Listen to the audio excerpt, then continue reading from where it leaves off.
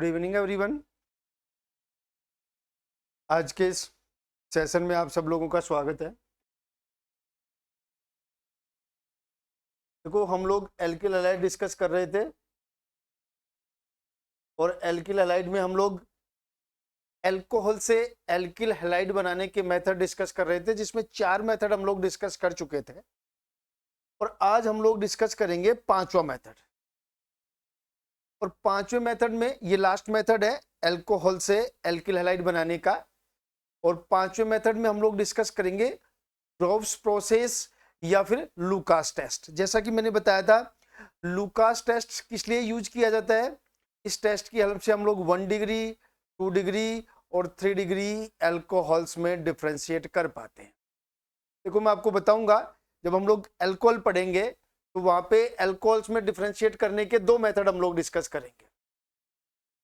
कितने method discuss करेंगे? 2। एक तो आपका लुकास टेस्ट होगा, जो मैं वहां पे नहीं पढ़ाऊंगा फिर आपको, और एक होगा विक्टर मेयर टेस्ट, जो मैं वहां पे पढ़ाऊंगा। क्योंकि लुकास टेस्ट हम लोग यहीं पर डिस्कस कर लेंगे, बहुत ज्यादा लंबा चौड़ा नहीं है। एक्चुअल में देखो, 2 प्रोसेस है। अगर देखो ग्रूव्स प्रोसेस की बात करें और एक लुकास टेस्ट, देखो लगभग दोनों चीजें सेम ही है, दोनों का प्रोडक्ट भी सेम बनता है। बस आप ये ध्यान रखना कि जब भी हम लोग जब भी किसी अल्कोहल की रिएक्शन, ध्यान रखना किससे करवाएंगे? HCl से गैसियस फेज में प्लस ZnCl2 से। यहाँ पे जो प्रोडक्ट बनता है वो बनेगा आपका RCl, एल्किल क्लोराइड बनेगा। और जब भी हम लोग अल्कोहल की रिएक्शन, अब ध्यान से समझ लेना, concentrate HCl plus anhydrous ZnCl2 से करवाते हैं, तो ध्यान रखना इन तीनों का प्रोडक्ट भी आपका एल्किल क्लोराइड ही बनता है। ये सबसे इंपॉर्टेंट चीज है। अगर हम लोग गैसियस HCl या HCl को गैस फेज में यूज करेंगे तब तो ये आपकी ग्रोव्स प्रोसेस होगी। लेकिन अगर हम लोग इसी HCl को कंसंट्रेट HCl की फॉर्म में यूज करेंगे तब आपका ये लुकास टेस्ट होगा। बस इतना सा ध्यान रख लेना। इसमें देखो, चाहे 1 डिग्री हो, चाहे 2 डिग्री हो, चाहे 3 डिग्री, तीनों के तीनों अल्कोहल इस कंडीशन में एल्किल हैलाइड देते हैं। Just 1 minute. यहां से आपका R, ये CH OH, ये भी आपका एल्किल हैलाइड देगा। और अगर आपका 3 डिग्री अल्कोहल है, वो भी आपका क्या देगा? एल्किल क्लोराइड देगा, वो 3 डिग्री देगा। बस इतना सा ध्यान रख लेना।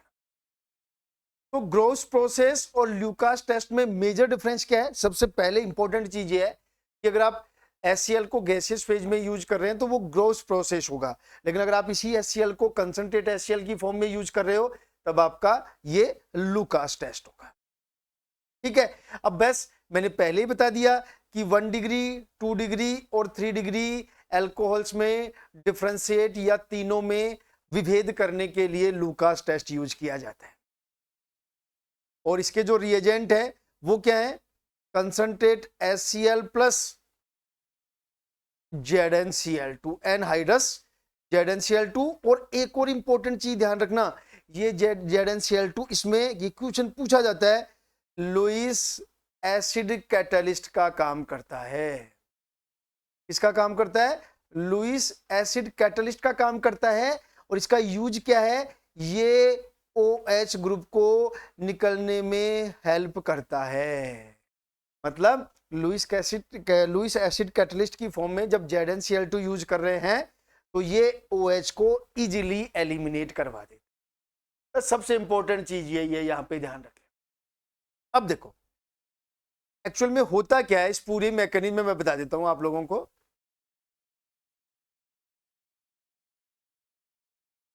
देखो, हमारे पास 3 तरह के अल्कोहल होते हैं, देखो, और उनमें हमें डिफरेंशिएट करना होता है। किसके थ्रू? लुकास टेस्ट के थ्रू। तो देखो, अगर आपके पास 3 डिग्री अल्कोहल है मान लो, और 3 डिग्री अल्कोहल होने का मतलब क्या है? देखो ध्यान से समझना, मैं जो बता रहा हूं ये आपका 3 डिग्री अल्कोहल है। ठीक है। अब देखो आप लोग क्या यूज कर रहे हो? कंसंट्रेट HCl, मतलब H+ आएगा, और H+ आएगा तो ये H+ इसका प्रोटोनेशन करेगा, और प्रोटोनेशन करेगा तो ये OH2 में कन्वर्ट हो जाएगा। H2 में यहाँ से ये H2 निकल जाएगा और यहाँ पे क्या बन जाएगा आपका H+ और इस पे Cl- अटैक करेगा और ये आपका एल्किल क्लोराइड बन जाएगा। ठीक है, अगर आपका एल्कोहल 2 डिग्री है, आपका एल्कोहल अगर 2 डिग्री है, मान लो ये वाला एल्कोहल है, सेम प्रोसेस होगी H+, ठीक है, प्रोटोनेशन होगा, यहां से H2 निकल जाएगा, इसका प्रोटोनेशन होगा, जस्ट 1 मिनट, अगर इसका प्रोटोनेशन शो करें हम लोग तो देखो यहां से OH2, ये पॉजिटिव चार्ज, यहां से ये H2 एलिमिनेट हो जाएगा और H2 एलिमिनेट होगा तो देखो, जस्ट 1 मिनट,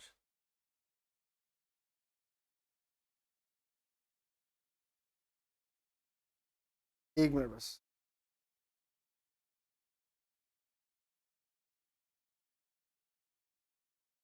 ठीक है, ये एलिमिनेट होगा तो क्या बन जाएगा आपका कार्बोकेटायन बन जाएगा और इस पे Cl अटैक कर देगा और ये आपका एल्किल क्लोराइड बन जाएगा 2 डिग्री वाला। ठीक है, तो यहां पे बस आपको ये ध्यान रखना है कि जो इसकी रेट ऑफ रिएक्शन मान लो R1 है और इसकी रेट ऑफ रिएक्शन R2 है, तो ध्यान रखना R1 very very fast then R2। ठीक है, इसका मतलब क्या हुआ, देखो अब आप समझना कि इस टेस्ट को यूज कैसे किया जाता है। तो ध्यान रखना, जैसे ये एल्किल हैलाइड बनता है, ये व्हाइट पीपीटी दे देता है। क्या दे देता है? व्हाइट पीपीटी या टर्बिडिटी बोलते हैं इसे। क्या बोलते हैं? टर्बिडिटी। तो ध्यान रखना यहां पे देखो, अगर आपका 3 डिग्री अल्कोहल है तो उसकी रिएक्शन बहुत फास्ट होगी और ये व्हाइट पीपीटी जो है वो आपको कुछ सेकेंड्स में ही मिल जाएगा। लेकिन अगर आपका अल्कोहल 2 डिग्री है तो ये रिएक्शन थोड़ी स्लो होगी और स्लो होने से इसका जो व्हाइट पीपीटी बनेगा उसमें कुछ मिनट्स का टाइम लगेगा, ध्यान रख लेना। लेकिन ध्यान रखना, अगर आपका अल्कोहल 1 डिग्री है तो ध्यान रखना 1 degree alcohol does not give white PPT. Means हम लोग ये कह सकते हैं कि 1 डिग्री अल्कोहल से जो कार्बोकैटायन बनेगा वो बहुत कम स्टेबल होगा, इसलिए वो कंसंट्रेट HCl और ZnCl2 के साथ रिएक्शन करके एल्किल क्लोराइड नहीं बनाएगा। ये ध्यान रख लेना। इसका मतलब अगर अब आपको कोई अल्कोहल दे दिया जाए, मान लो एक बीकर में आपको कोई अल्कोहल दे दिया और इसमें आपने लुकास रिएजेंट डाला और अगर आपको कुछ सेकंड्स में व्हाइट पीपीटी मिल गया तो आप कह सकते हो 3 डिग्री अल्कोहल दिया गया है। अगर कुछ मिनट्स में व्हाइट पीपीटी मिलता है तो आप कह सकते हो कि वो 2 डिग्री अल्कोहल है, और अगर आपको व्हाइट पीपीटी मिलता ही नहीं है तो आप कह सकते हो कि वो कौन सा अल्कोहल है? 1 डिग्री अल्कोहल है। तो यहां पे एक मोस्ट इंपॉर्टेंट चीज निकल के आ गई है कि लुकास टेस्ट का यूज क्या है? 1 डिग्री, 2 डिग्री, 3 डिग्री अल्कोहल्स में डिफरेंशिएट करने का। रिएजेंट क्या है? Concentrate HCl plus anhydrous ZnCl2। ZnCl2 Lewis acid catalyst का काम करता है। इसका यूज क्या है? ये OH को निकलने में हेल्प करता है। और रिजल्ट कैसे एलिमिनेट करते हैं? अगर 3 डिग्री अल्कोहल है तो वो कुछ सेकेंड्स में ही टर्बिडिटी दे देगा, व्हाइट पीपीटी दे देगा। अगर 2 डिग्री अल्कोहल है तो वो कुछ मिनट्स में टर्बिडिटी देगा, और अगर 1 डिग्री अल्कोहल है तो वो टर्बिडिटी या व्हाइट पीपीटी नहीं देगा। ये आप लोग ध्यान रखें। एक और इंपॉर्टेंट चीज आपको ध्यान रखनी है, और वो इंपॉर्टेंट चीज क्या है कि अगर कोई अल्कोहल है आपके पास और वो अल्कोहल में से H2O निकलने से अगर रेजोनेंस स्टेबलाइज्ड कार्बोकैटायन बनता है, जैसे मान लो एलाइलिक अल्कोहल है और इसमें जब H2O निकलेगा तो ये आपका रेजोनेंस स्टेबलाइज्ड कार्बोकैटायन बनेगा। ऐसे ही अगर आपका कोई बेंजाइलिक कार्बोकैटायन है, मान लो आपका ये बेंजाइलिक अल्कोहल है और यहां से जब H2O जाएगा तो यहां पे आपके पास बेंजाइलिक कार्बोकैटायन बनेगा। तो ये जो कार्बोकैटायन है वो भी मोर स्टेबल होते हैं, इसलिए ये भी जो है लुकास टेस्ट देंगे। कौन सा टेस्ट देंगे? लुकास टेस्ट देंगे, क्योंकि इनमें भी जो कार्बोकैटायन बनता है वो स्टेबल कार्बोकैटायन बनेगा। किस तरह का कार्बोकैटायन बन रहा है? वो स्टेबल कार्बोकैटायन बन रहा है। ये चीज आप लोग समझ लेना। इसका मतलब देखो, ये जो है ना, ये दोनों तरह के कार्बोकैटायन, मतलब ये दोनों तरह के अल्कोहल, ये भी मोर स्टेबल कार्बोकेटाइन बनेगा तो ध्यान रखना ये भी कुछ सेकंड्स में ही व्हाइट पीपीटी दे देंगे। तो अब आप समझ गए होंगे, अगर आप किसी अल्कोहल की रिएक्शन लुकास टेस्ट से करवाते हो और वो सेकंड्स में, कुछ सेकंड्स में अगर व्हाइट पीपीटी देता है, तो आप ये कह सकते हो कि ये जो अल्कोहल दिया गया है वो 3 डिग्री भी हो सकता है, एलाइलिक अल्कोहल भी हो सकता है, या फिर बेंजाइलिक अल्कोहल भी हो सकता है। अब एक चीज और जो मैंने आपको बार बार कही है कि ये जो ZnCl2 है वो लुईस एसिड कैटलिस्ट का काम करता है, जो कि यहां से मैं बता दूं आप लोगों को RCH2OH, ये वैसे 1 डिग्री का ही एग्जाम, चलो इसको छोड़ो आप फिर कंफ्यूज हो जाओगे, 1 डिग्री तो रिएक्शन देता ही नहीं है, तो हम लोग 3 डिग्री ले लेते हैं। ये 3 डिग्री हमारा देखो ये क्या करता है कि जो HCl का H+ है वो तो प्रोटोनेशन करेगा ही, इसके अलावा ये अपना लोन पेयर जो है वो इस जिंक को डोनेट करता है, क्योंकि ये लुईस एसिड है, because of vacant D orbital, ध्यान रखना, because of vacant D orbital zinc act as Lewis acid. और जब ये यहां से जाएगा तो यहां से क्या बनेगा, देखो RHOH ZnCl2, इस पे पॉजिटिव चार्ज, और ये यहां से एलिमिनेट हो जाएगा। इसलिए ही तो बोल रहे हैं ये रिएक्शन में तो पार्टिसिपेट नहीं करेगा, ये केवल कैटलिस्ट का काम कर रहा है जो इस OH को आसानी से निकलने में हेल्प करता है। ये सारी की सारी आपकी लुकास टेस्ट हो चुका है, और लुकास टेस्ट से हमेशा एल्किल क्लोराइड बनते हैं। 3 डिग्री एलाइलिक और बेंजाइलिक अल्कोहल केवल कुछ सेकंड्स में ही पीपीटी दे देता है, 2 डिग्री अल्कोहल कुछ मिनट्स में पीपीटी देता है, और आपका जो 1 डिग्री अल्कोहल है वो रिएक्शन नहीं करता या फिर वो पीपीटी नहीं देता है। अब मैंने कुछ एग्जांपल्स आपको लिख के दिए, उनमें से देखो कुछ एग्जांपल्स हम लोग डिस्कस कर लेते हैं, बाकी आप खुद कर लें। देखो यहां पे देखो ये OH है, कितने डिग्री अल्कोहल है भाई, ये 2 डिग्री अल्कोहल है, तो ये कुछ मिनट्स में पीपीटी देगा। बस यही बताना है कि कौन मिनट्स में पीपीटी देगा और कुछ सेकंड्स में पीपीटी देगा, बस इतना सा। यहां से देखो 3 डिग्री अल्कोहल है, 3 डिग्री कार्बोकेटाइन बनेगा, और 3 डिग्री कार्बोकेटाइन बनेगा तो ये कुछ सेकंड्स में पीपीटी दे देगा। यहां पे देखो 3 डिग्री प्लस एलाइलिक दोनों तरफ से स्टेबलाइज्ड हो रहा है, इसका मतलब ये भी कुछ सेकंड्स में ही पीपीटी दे देगा। ये वाला देखो यहाँ पे कार्बोकेटाइन बनेगा जो 1 डिग्री है, और 1 डिग्री है तो ये पीपीटी देगा ही नहीं, ध्यान रख लेना। या फिर हम लोग कह सकते हैं नो टर्बिडिटी, यहाँ पे कोई रिएक्शन नहीं होगी, ध्यान रख लेना। ये देखो ये 2 डिग्री प्लस एलाइलिक, इसलिए ये भी कुछ सेकंड्स में ही पीपीटी दे देगा। अब यहाँ पे देखो ये यहाँ पे होता तो बेंजाइलिक होता, ये बेंजाइलिक से अगली पोजीशन पर है, और बेंजाइलिक से अगली पोजीशन पर होने का मतलब समझते हो आप लोग, ये एक तरह से 1 डिग्री अल्कोहल हो गया, और 1 डिग्री हो गया तो ये रिएक्शन नहीं करेगा, और नहीं करेगा तो नो टर्बिडिटी। ये सारी चीजें आपको याद रखनी है। कुछ एग्जाम्पल्स मैंने करवा दिए हैं, बाकी मैंने 10-12 एग्जाम्पल दिए हैं आपको लिख करके नोट्स में, उनको जरूर सोल्व कर लेना। ये आपका बेंजाइलिक कार्बोकेटाइन बनेगा, और मैंने आपको बताया था बेंजाइलिक कार्बोकेटाइन भी स्टेबल कार्बोकेटाइन है, इसलिए ये भी कुछ सेकंड्स में ही पीपीटी दे देगा। बस ये ध्यान रख लेना। तो जितनी भी चीजें या क्वेश्चन बन सकते थे लुकास टेस्ट के बारे में, वो सारी चीजें मैंने बता दी आप लोगों को। अब जब मैं अल्कोहल पढ़ाऊंगा तो मैं आपको लुकास टेस्ट के बारे में नहीं बताऊंगा, मैं पहले बता देता हूं। मैं केवल और केवल आपको विक्टर मेयर टेस्ट के बारे में बताऊं, ठीक है।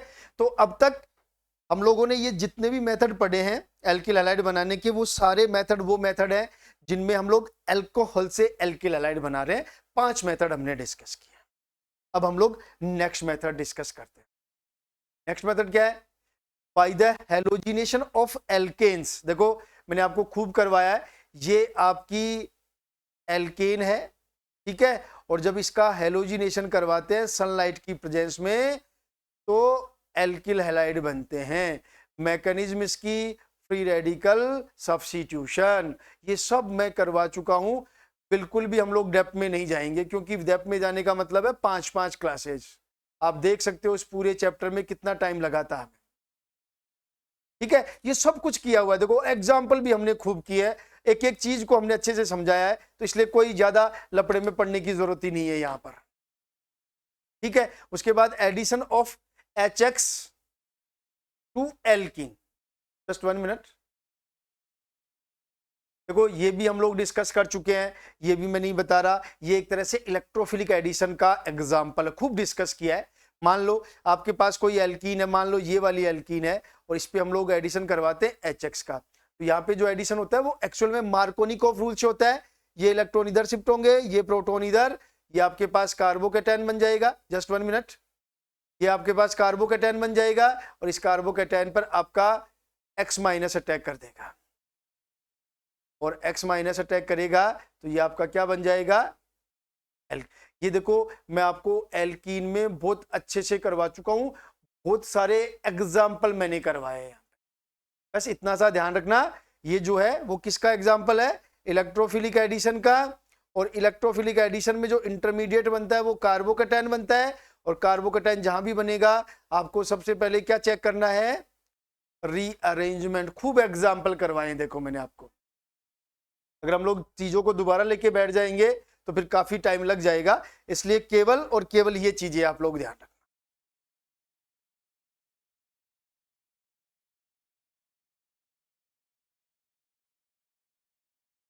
ठीक है, आगे चलते हैं। देखो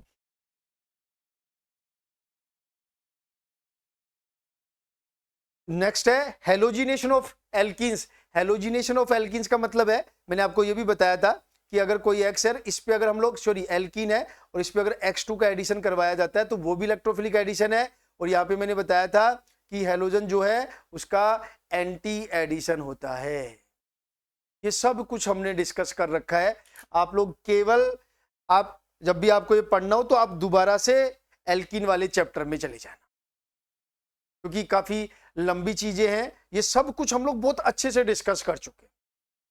ठीक है, नेक्स्ट रिएक्शन पे बात करते हैं। देखो, और नेक्स्ट रिएक्शन बड़ी इंपॉर्टेंट रिएक्शन है, यहां पे जो नेक्स्ट हमारा रिएक्शन है वो है हेलोजन एक्सचेंज। बहुत इंपॉर्टेंट है, ध्यान रखना, यहां से सीधा का सीधा क्वेश्चन एग्जाम में कई बार पूछा गया है आरपीएससी के थ्रू, ध्यान रखना, बहुत इंपॉर्टेंट पार्ट है ये।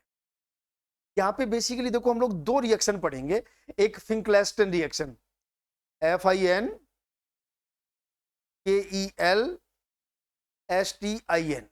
एक तो जो रिएक्शन है वो फिंक्लेस्टन रिएक्शन है, फर्स्ट जो रिएक्शन है। देखो, और दूसरी रिएक्शन जो है हमारी वो स्वाट रिएक्शन है। देखो आप समझ लो, चीजों को एक साथ समझने की कोशिश करना, क्या डिफरेंस है और क्यों दो जगह हम लोग पढ़ते हैं। देखो, एक जो सबसे इंपॉर्टेंट चीज है, एक एक चीज करके बताता हूं, इस रिएक्शन से हम लोग एल्किल आयोडाइड बनाते हैं, पहली इंपॉर्टेंट चीज, और इस रिएक्शन से हम लोग एल्किल फ्लोराइड बनाते हैं, सबसे इंपॉर्टेंट चीज। फिंक्लेस्टन रिएक्शन जो है उससे एल्किल आयोडाइड बनाया जाता है, और जो स्वाट रिएक्शन है उससे एल्किल फ्लोराइड बनाया जाता है। होता क्या है, सिंपल सा सिस्टम, अगर हमारे पास देखो हेलोजन एक्सचेंज रिएक्शन है ना, तो हेलोजन का दूसरे हेलोजन से रिप्लेस होगा, तो आरबीआर की रिएक्शन, एल्किल ब्रोमाइड की रिएक्शन करवाते हैं हम लोग NaI से, और किसकी प्रेजेंस में, एसीटोन की प्रेजेंस में। अब देखो एक बहुत इंपॉर्टेंट चीज है, आपको कुछ ध्यान रखनी है। देखो एसीटोन जो है वो आपका पोलर एप्रोटिक सॉल्वेंट होता है, ध्यान रखना, मैंने सब कुछ बता रखा है आपको, रिएक्शन मैकेनिज्म में आपको पता होना चाहिए कौन सा सॉल्वेंट किस तरह का होता है। एसीटोन पोलर एप्रोटिक सॉल्वेंट होता है, और यहां पे ध्यान रखना, मैं फिर बता रहा हूं, SN2 मैकेनिज्म होती है, और ये I- इस पे अटैक करता है और Br को रिप्लेस कर देता है, और ये आपका Ri बन जाएगा। अब सबसे इंपॉर्टेंट चीज ये ध्यान रखना कि जो I- है वो एक बेटर न्यूक्लियोफाइल होता है, एक पैटर्न। देखो मैंने आपको बता रखा है F-, Cl-, Br- और I-, ये सब मैंने आपको बता रखा है कि कौन सी कंडीशन में कौन सा न्यूक्लियोफाइल काम करता है, मतलब किसकी न्यूक्लियोफिलिसिटी ज्यादा होती है। पोलर प्रोटिक सॉल्वेंट में किसकी ज्यादा होती है, पोलर एप्रोटिक सॉल्वेंट में किसकी ज्यादा होती है, गैसियस फेज में किसकी ज्यादा होती है, नॉन पोलर सॉल्वेंट में किसकी ज्यादा होती है, ध्यान रखना। ठीक है, तो जो आई है वो एक बेटर न्यूक्लियोफाइल है, और बेटर न्यूक्लियोफाइल के साथ ये एक अच्छा लिविंग ग्रुप भी होता है, ये ध्यान रख लेना भाई। ये मैंने आपको पहले ही बता रखा है, ये सारी चीजें हम लोग जीओसी में डिस्कस कर चुके हैं, हम लोग न्यूक्लियोफिलिसिटी का ऑर्डर पढ़ चुके हैं, हम लोग लिविंग ग्रुप्स के बारे में पढ़ चुके हैं। आगे बात समझ में अच्छी तरीके से। तो पोलर एप्रोटिक सॉल्वेंट में अगर हम लोग बात करें तो आई माइनस जो है सबसे बेस्ट न्यूक्लियोफाइल होता है इन चारों में से। लेकिन अगर पोलर प्रोटिक सॉल्वेंट की बात करें तो अगर पोलर प्रोटिक सॉल्वेंट की बात करते हैं तो आपका देखो, पोलर प्रोटिक सॉल्वेंट में क्या होगा कि ये जो F माइनस है उसको चारों तरफ से कवर कर लेगा सॉल्वेंट, और चारों तरफ से कवर कर लेगा तो इसकी न्यूक्लियोफिलिसिटी डिक्रीज हो जाएगी, जबकि I माइनस जो है उसकी न्यूक्लियोफिलिसिटी सबसे ज्यादा होगी। आगे बात अच्छी तरह से समझ में, तो ये ध्यान रखना, ये रिएक्शन बहुत इंपॉर्टेंट है, ये हैलोजन एक्सचेंज रिएक्शन है। चले आगे चलते हैं। देखो स्वाट रिएक्शन की बात कर लेते हैं। स्वाट रिएक्शन में क्या है, देखो मैं आपको पहले ही बता चुका हूं, स्वाट रिएक्शन में हम लोग एल्किल फ्लोराइड बनाएंगे, और एल्किल फ्लोराइड बनाने के लिए क्या किया जाएगा, मान लो आपके पास कोई भी एल्किल हैलाइड है, एक्स यहाँ पे आपका क्लोरीन हो सकता है, ब्रोमीन हो सकता है, आई हो सकता है, और जब आप इसकी रिएक्शन किसी रिएजेंट से करवाओगे, रिएजेंट कौन सा वो मैं बता दूंगा, तो आपका एल्किल फ्लोराइड बनेगा। अब सबसे इंपॉर्टेंट चीज है कि आपको इस रिएजेंट का पता होना चाहिए। अब देखो रिएजेंट के फॉर्म में देखो हम लोग AgF यूज कर सकते हैं, ध्यान रख लेना एक एक लाइन, हम लोग SbF3 यूज कर सकते हैं, ध्यान रख लेना, हम लोग कैल्शियम फ्लोराइड यूज कर सकते हैं, ध्यान रख लेना, और हम लोग मर्क्यूरस फ्लोराइड यूज कर सकते हैं। ये चारों के चारों जो रिएजेंट हैं, ये चारों के चारों रिएजेंट हम लोग कौन सी रिएक्शन में यूज कर सकते हैं, स्वाट रिएक्शन में। ये आप अच्छी तरीके से ध्यान रख लेना। देखो ये छोटी सी रिएक्शन है, लेकिन ये रिएक्शन पता नहीं आरपीएससी ने 3-4 बार पूछ ली है अब तक, क्योंकि वो घुमा घुमा के क्वेश्चन दे देता है। घुमा घुमाने का मतलब ये है कि कई बार AgF दे दिया, कई बार SbF3 दे दिया, कई बार CaF3 दे दिया, ठीक है। तो आपको पता होना चाहिए कि इस पूरी रिएक्शन के दौरान हम लोग कौन कौन से सॉल्वेंट यूज कौन कौन से रिएजेंट हम लोग यूज कर सकते हैं। आगे बात समझ में, आगे चलते हैं। और एक चीज और ध्यान रख लेना, जो पहले वाली रिएक्शन थी इसमें हमने एसीटोन यूज किया था, इसमें हम लोग DMSO भी यूज कर सकते हैं। मैंने क्या कहा, पोलर एप्रोटिक सॉल्वेंट यूज करने हैं आपको, और देखो मैंने बता रखा है, देखो DMF हुआ, एसीटोन हुआ, ठीक है, DMSO हुआ, ये इस तरह के सॉल्वेंट है, ये पोलर एप्रोटिक सॉल्वेंट होते हैं, ध्यान रख लें, पोलर एप्रोटिक सॉल्वेंट होते हैं, आप अच्छी तरह से ध्यान रख लेना भाई इनका, ठीक है। आगे चलते हैं। देखो आगे क्या है, कुछ एग्जाम्पल्स मैंने लिखे हैं, और एग्जाम्पल्स में देखो कोई इश्यू नहीं है, हम लोग सीधा सीधा भी इनका आंसर कर सकते हैं। AgF है, स्वाट रिएक्शन होगी, और स्वाट रिएक्शन होगी तो यहाँ पे क्या आ जाएगा, क्लोरीन की जगह क्लोरीन आ जाएगा। यहाँ पे ये भी स्वाट रिएक्शन है, देख लो, इस ब्रोमीन की जगह क्या आ जाएगा, आपका क्लोरीन आ जाएगा। ये दोनों स्वाट रिएक्शन के एग्जाम्पल हैं।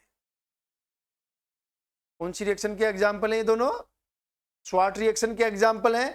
और नीचे और भी रिएक्शन है दो, ये दोनों फिंक्लेस्टन के एग्जाम्पल हैं। और फिंक्लेस्टन में आपको प्रोडक्ट क्या बनाना है भाई, देखो यहाँ पे इस Cl की जगह I आ जाएगा, आपका इस Cl की जगह आपका I आ जाएगा, और इस Br की जगह भी आपका I आ जाएगा। ध्यान रखना भाई अच्छी तरीके, जस्ट 1 मिनट। ये दोनों जो एग्जाम्पल हैं आपके, ये दोनों फिंक्लेस्टन रिएक्शन के एग्जाम्पल। देखो ये छोटी छोटी रिएक्शन मैं फिर बता रहा हूं, लेकिन आप लोगों को चीजें याद रखनी पड़ेंगी, फिर आप ये नहीं बोल सकते कि सर ये हो गया वो हो गया, ये सब चीजें नहीं है, ये सब चीजें बिल्कुल नहीं चलेंगी। तो 5 मेथड अभी तक हम लोग डिस्कस कर चुके हैं, जिनसे हमने एल्किल हैलाइड बनाया है। और ये मान के चलो, मैं फिर कह रहा हूं, बार बार वही बात बोलता हूं कि हम लोग कुछ भी नया नहीं पढ़ रहे हैं। जो मैंने आपको रिएक्शन मैकेनिज्म में करवाया है वो का वो हम लोग सारा का सारा केवल और केवल रिवाइज कर रहे हैं, इसके अलावा कुछ भी हम लोग डिस्कस नहीं कर रहे। ठीक है, तो एक मेथड और डिस्कस कर लेते हैं हम लोग एल्किल हैलाइड बनाने का, बोरोडीन हुंसडीकर रिएक्शन। ये भी मैंने आपको पढ़ा दी। देखो अगर आप सोचोगे, देखो इसके अलावा जो मैं बता रहा हूं आपको मैंने कहां कहां पढ़ाया है, इसके अलावा मैंने नेम रिएक्शंस में 5 वीडियो और डाल रखे हैं जिसमें मैंने 11th 12th बीएससी की सारी नेम रिएक्शंस करवा रखी है। अब बस अगर कोई पढ़ने वाला स्टूडेंट है, मैं बता रहा हूं हमारे पास हमने इतना मैटर दे दिया है कि अगर पढ़ने वाला स्टूडेंट तो एक भी क्वेश्चन ऐसा नहीं हो जो उसको हमारे बाहर मिले। आगे बात समझ में। अब देखो हुंसडीकर रिएक्शन और बोरोडीन हुंसडीकर रिएक्शन सेम ही है, आप कंफ्यूज मत होना। देखो इस रिएक्शन में होता क्या है, ध्यान से समझ लो। एक सिंपल सा कंसेप्ट है कि मान लो आपके पास कोई भी कार्बोक्सिलिक एसिड है और सबसे पहले तो हम लोग सिल्वर ऑक्साइड से रिएक्शन करके इसका सिल्वर साल्ट बनाते हैं। ये आपका सिल्वर साल्ट हो गया। और जब इस सिल्वर साल्ट की रिएक्शन Br2 से करवाई जाती है CCl4 की प्रेजेंस में, तो आपका जो प्रोडक्ट है वो बनता है RBr plus CO2 plus AgBr। Means हम लोग ये कह सकते हैं कि मोस्टली इस रिएक्शन से केवल एल्किल ब्रोमाइड बनेगा। इस रिएक्शन से जो बनेगा आपका वो मोस्टली क्या बनेगा, एल्किल ब्रोमाइड बनेगा। दूसरी इंपॉर्टेंट चीज बताता हूं, बाकी तो मैकेनिज्म देखेंगे हम लोग। ये जो मैकेनिज्म है या ये जो रिएक्शन है वो फ्री रेडिकल मैकेनिज्म के थ्रू होती है। अभी बता दूंगा मैं आप लोगों को मैकेनिज्म, बहुत इंपॉर्टेंट चीज है ये, लेकिन यहां से सीधा सीधा क्वेश्चन पूछा जाता है और बहुत बार पूछा गया। अगर हम लोग एक एग्जांपल ले, मान लो ये वाला एक कार्बोक्सिलिक एसिड है आपके पास और सबसे पहले इसकी रिएक्शन आपने करवा दी Ag2O से, तो आपका क्या बन गया, देखो ये COOAg, और इसकी रिएक्शन आपने करवा दी Br2 से इन प्रेजेंस ऑफ CCl4, तो आपका जो प्रोडक्ट बना है वो प्रोडक्ट आपका ये वाला बनेगा। तो सबसे पहले तो एक एग्जाम्पल के थ्रू हमने इसको देख लिया। इसके थ्रू देख लिया है, एक एग्जाम्पल के थ्रू। बस हमें ये पता चल गया है कि इसकी जो मैकेनिज्म है वो कौन सी मैकेनिज्म है, फ्री रेडिकल सब्स्टिट्यूशन। बस वो मैकेनिज्म हमें चेक करनी है और कुछ भी नहीं करना हमें। अब वो मैकेनिज्म हम लोग देख लेते हैं। देखो मैकेनिज्म में सीधा सा है, मैंने आपको पहले ही बता दिया फ्री रेडिकल मैकेनिज्म है, और फ्री रेडिकल मैकेनिज्म में तो आगे हम लोग डिस्कस करते हैं। देखो सबसे पहले देखो एक तो ये वाली, चलो मैं शुरू से ही बता देता हूं आपको, कोई इश्यू नहीं है। देखो जस्ट 1 मिनट चेंज कर लेता हूं।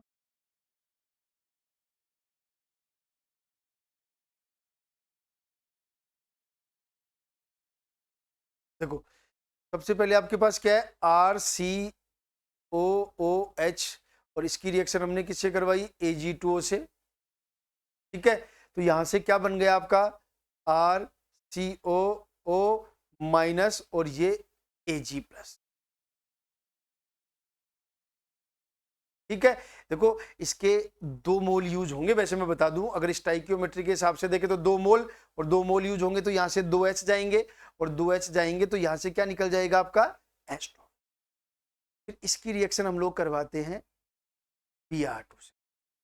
Br2 का मतलब क्या है, यहाँ पे ये इस पे एज ए न्यूक्लियोफाइल, ये बाहर, क्योंकि Br2 न्यूक्लियोफिलिक एडिशन देता है, सॉरी न्यूक्लियोफिलिक सब्स्टिट्यूशन देता है, तो यहाँ से आपका जो प्रोडक्ट बनेगा वो कुछ इस तरह का बन जाएगा, प्लस Ag। ये आप लोग ध्यान रख लें, इसको बोलते हैं एसाइल हाइपोब्रोमाइड। नाम याद रखना, acyl हाइपोब्रोमेमाइड, hypobromide, bromamide, acyl hypobromide. अब देखो इसके बाद सेकंड स्टेप में क्या होगा, ये जो कंपाउंड बना है इसमें जो ये वाला बॉन्ड है, इसको हल्का सा हीट देने पर इस बॉन्ड का होमोलाइटिक क्लीवेज होता है।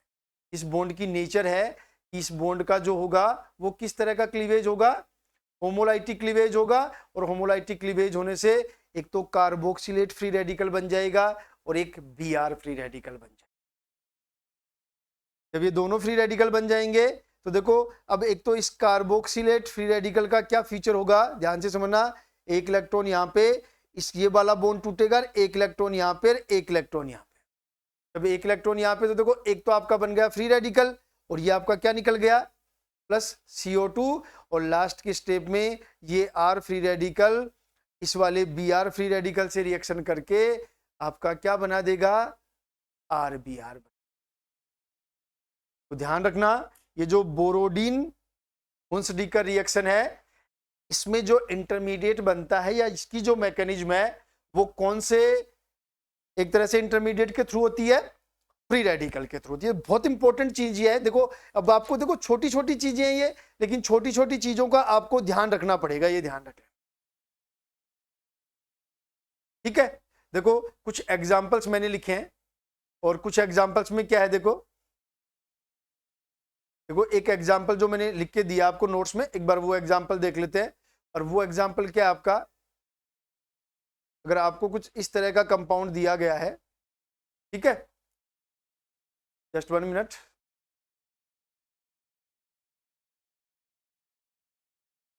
कुछ इस तरह का कंपाउंड दिया गया है और यहां पे आपको दे दिया मान लो COOH और इसकी रिएक्शन करवा दी इन्होंने। अब ध्यान से समझना, पहली स्टेप में करवा दी है Ag2O से और दूसरी स्टेप में करवा दी है Br2 से इन प्रेजेंस ऑफ CCl। देखो यही कंपाउंड कुछ कई बार इस तरह से दिया जाता है, यहाँ पे COOH, तो आप कंफ्यूज मत होना। देखो दोनों का जहां पे COOH है वहां पे आपको केवल Br जोड़ना है बस, और कुछ नहीं है उसमें।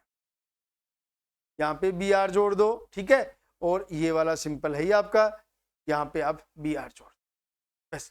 ये इन दोनों रिएक्शंस का हुंसडीकर का प्रोडक्ट होगा और साइड प्रोडक्ट का आपको पता ही है दोनों में क्या निकल जाएगा, CO2 प्लस AgBr यहां से एलिमिनेट, ठीक है।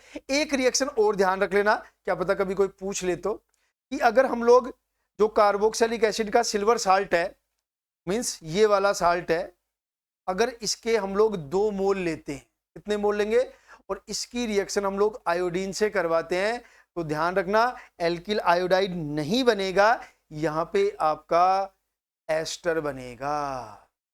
ये बड़ी इंपॉर्टेंट रिएक्शन है, क्या बनेगा, एस्टर बनेगा, और साथ में वही CO2 प्लस AgI, और इस रिएक्शन को क्या बोलते हैं वो भी ध्यान रखना, उसको तो बोलते हैं बोराडीन हुंसडीकर रिएक्शन। और ये जो रिएक्शन है आपकी, ये रिएक्शन है पिराहम सिमोनिनी रिएक्शन, ये ध्यान रख लेना। क्या नाम बता रहा हूं, पिराहम सिमोनोनी रिएक्शन। और जो जिसमें हम लोग एल्किल ब्रोमाइड बना रहे हैं उसको हम लोग क्या बोल रहे हैं, बोरोडीन हुंसडीकर रिएक्शन। और इस रिएक्शन का क्या नाम है, पिराहम सिमोनिनी रिएक्शन। बहुत थोड़ा सा अजीब सा नाम है, आप लोग ध्यान रख लेना, बाकी कोई इश्यू नहीं है आप लोगों को, ठीक है। तो ये आपकी हो गई है हुंसडीकर रिएक्शन। देखो मैंने सारी रिएक्शंस आपको इतने अच्छे से, देखो मेरा शायद हो सकता है मैं थोड़ा बहुत गलत हूं, लेकिन मेरा जो पढ़ाने का तरीका है, मैंने पहले आपको रिएक्शन मैकेनिज्म करवाई है, फिर फंक्शनल ग्रुप पे आया हूं। यकीन मानिए आपके लिए अब वाली क्लासें वरदान साबित हो जाए, ठीक है। 1-2 एग्जाम्पल और देख लेते हैं जो मैंने लिखे हैं। देखो कुछ नहीं है, अब आपको कहानी समझ में आई गई होगी। इस COOH को उठा करके Br लगा देना और इस पूरे को उठा करके Br लगा देना, बस इतना सा ही ध्यान रखना। मीन्स यहां से जो आपका प्रोडक्ट बनेगा, यहां से जो प्रोडक्ट बनेगा आपका, ये मिथाइल ऐसे की ऐसे, ये मिथाइल ऐसे की ऐसे, और यहां से आपका Br, और यहां पे आपका जो प्रोडक्ट बनेगा वो यहां से Br। एक चीज और ध्यान रखना, जो भी रिएक्शन है अगर उसमें CO2 निकल रहा है तो ध्यान रखना उस प्रोडक्ट में एक कार्बन कम हो जाएगा। तो ये सब चीजें ऑब्वियस होती हैं, वो कुछ भी पूछ सकता है आपसे, ये मत सोचना अरे यार सर पढ़ा रहे थे तो सर ने तो ये बात बोली नहीं। अरे भाई बोलने से ही थोड़ा ना कुछ होगा, यहाँ पे ये बेंजीन है, बोलने से ही थोड़ा ना सब कुछ होगा। ये तो एक अंडरस्टैंडिंग है कि अगर CO2 निकल रहा है तो ऑब्वियस बात है कि उस कंपाउंड में से एक कार्बन कम हो जाएगा। ठीक है, तो ये आपके सारे मेथड कंप्लीट किसके, एल्किल हैलाइड बनाने। देखो मैं फिर कह रहा हूं, मैं हर जगह बहुत सारे एग्जांपल्स करवा चुका हूं, प्रीवियस ईयर्स के क्वेश्चंस हैं वो हम लोग डाल रहे हैं, यूट्यूब पे भी पड़े हमारे और हम लोग ऐप में भी डाल देंगे। हमने सब कुछ सिस्टम, एक नई सीरीज और लाएंगे हम लोग, एक रोज रात को हम लोग 10-12 बजे रोज रात को एक वीडियो डालेंगे 10-12-15 क्वेश्चंस का, बिल्कुल हिंदी मीडियम में, जो केवल क्वेश्चंस के वीडियो होंगे। तो अब की बार हम लोग कॉलेज लेक्चर के बैच से फ्री हो गए, हमारे पास केवल एक ही बैच है फिलहाल स्कूल लेक्चरर का, तो हमारा पूरा ध्यान जो है स्कूल लेक्चरर के बैच पे।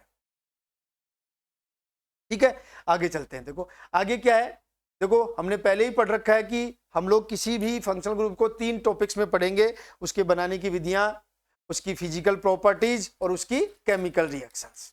तो देखो एल्किल हैलाइड में बनाने की विधियां हो गई हैं, अब दूसरे नंबर पे फिजिकल प्रॉपर्टीज, और यहां पर फिजिकल प्रॉपर्टीज में हम लोग केवल और केवल boiling point of alkyl halides की बात करेंगे। और ध्यान रखना, सबको पता है जो बॉइलिंग पॉइंट है किसी भी कंपाउंड का, वो डायरेक्टली प्रोपोर्शनल होता है मोलिक्यूलर वेट।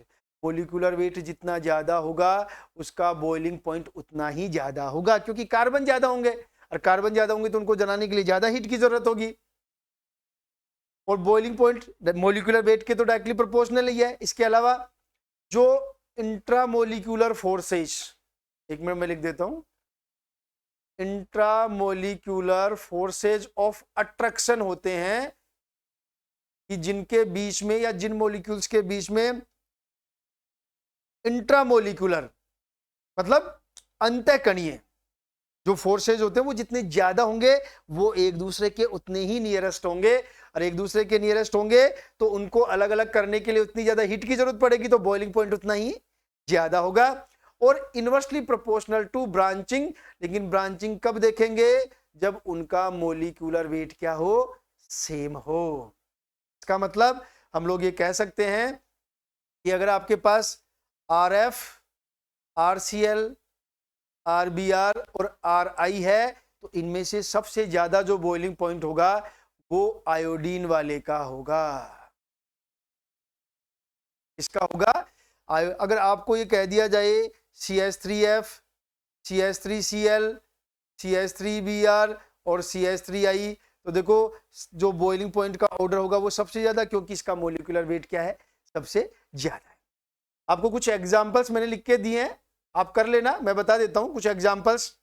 अगर आपके पास सिचुएशन ये वाली है, मान लो ये फ्लोरीन है, यहाँ पे क्लोरीन है, यहाँ पे ब्रोमीन है और यहाँ पे आयोडीन है, तो इसका तो कोई इश्यू नहीं है। सबसे ज्यादा मोलिकुलर वेट किसका है, आयोडीन वाले का, तो इनका बॉइलिंग पॉइंट का ऑर्डर ये हो जाएगा। ठीक है, इसके बाद में अगर यहां से देखा जाए तो मान लो एक कंपाउंड आपके पास ये वाला है, Br है, एक कंपाउंड आपके पास ये वाला है, और एक कंपाउंड आपके पास, जस्ट 1 मिनट, ये वाला है। तो देखो इन सब का मोलिकुलर वेट तो सेम है, लेकिन मैंने क्या कहा है, ब्रांचिंग बढ़ने पर बॉइलिंग पॉइंट कम हो जाएगा, तो इसमें ब्रांचिंग सबसे ज्यादा है, तो इनके बॉइलिंग पॉइंट का ऑर्डर ये वाला हो जाए। इस तरह से आप देख लेना, जहां पर भी ब्रांचिंग है और मोलिकुलर वेट सेम है, तो जिसमें ब्रांचिंग ज्यादा है उसका बॉइलिंग पॉइंट आपको कम करना है। इसके अलावा देखो एक एग्जांपल और है, CHBr3, CH2Br2, CH3Br और CH3Cl। अब देखो इसका मोलिकुलर वेट सबसे ज्यादा है, तो इसका बॉइलिंग पॉइंट सबसे ज्यादा, फिर इसका और फिर इसका। यहाँ से वैसे कोई पूछता नहीं है, लेकिन फिर भी एक बेसिक आइडिया आप लोगों को जरूर होना चाहिए। ठीक है, तो ये हमारी फिजिकल प्रॉपर्टीज हो गई हैं। अब नेक्स्ट क्लास में कल हम लोग डिस्कस करेंगे जो आपकी एल्किल हैलाइड्स है उनकी केमिकल प्रॉपर्टीज, और केमिकल प्रॉपर्टीज में केवल 2 ही रिएक्शन इंपॉर्टेंट पढ़ेंगे हम लोग, है ही 2 ही रिएक्शन। एल्किल हैलाइड में बेसिकली 2 ही तरह की रिएक्शंस होती हैं, न्यूक्लियोफिलिक सब्स्टिट्यूशन और एलिमिनेशन, बस इन्हीं रिएक्शंस को हम लोग 1 बाय 1 करके डिस्कस करें। ठीक है, तो आज के लिए इतना ही, कल की क्लास में फिर मिलेंगे, तब तक के लिए सबको शुभ रात्रि, नमस्कार।